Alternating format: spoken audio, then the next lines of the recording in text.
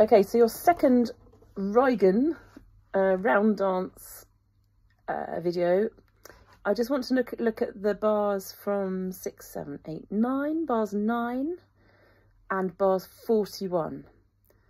Okay, so they have exactly the same dynamic at the beginning, and it's still short quavers. So you want a kind of slightly smaller bow strokes, but the same effect that you got at the beginning. So like the thing we've just done, you want a slightly shorter stroke. So you're doing it really quietly.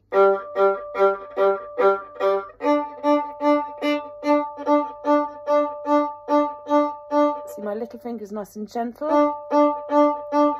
And I'm doing tiny little smiley faces because playing a nice sound at the point is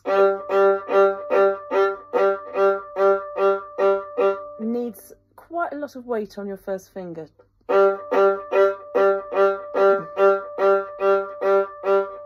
So practice on an open G and practice on an open D, and see if you can play really quietly but get a good quality sound.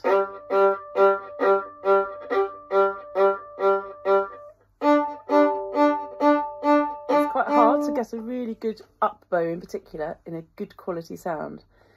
Then you can do it with scales, or you could do it with the notes themselves.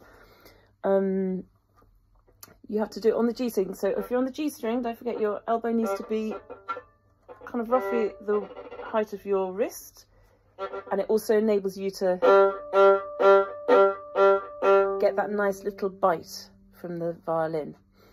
So I'll play you from bar 9. Now, what's your first note? I'm not going to talk much about notes, but your first note is a C sharp.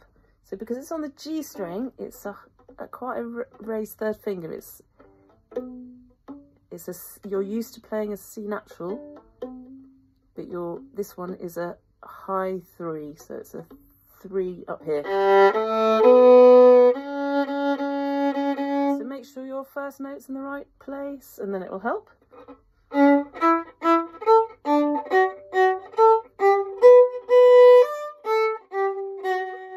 Okay, so there are lots of little details. You've got a slur, you've got a crescendo, you've got a diminuendo, and you've got an accent. So that's bar 11 and 12. So what is really important is trying to put all this detail in when you're learning it, not at the end.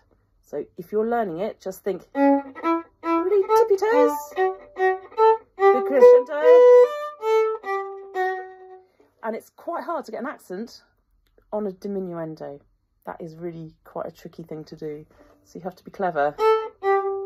It's like a tiny little sting, not a big kind of, you don't want it to be like this, like a heffalump. Then the next 4 bars is a gradual crescendo. So you go back to piano,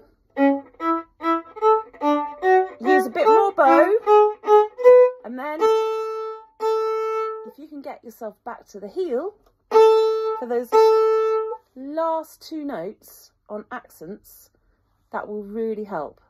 I'll do that bit again. So from bar 12, 13, we're starting at the point, we're doing tippy toes, we're doing bigger bows, crescendoing, but still short, and then we're ending on 2 accented notes, which is that press up, pull, press up, pull. So our martelé bowing.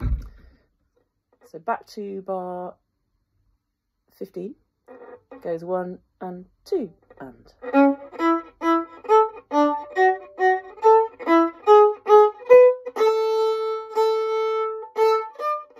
And then you're back to the tune, which is a bit louder again. Okay, I'm going to do one more video for the middle section.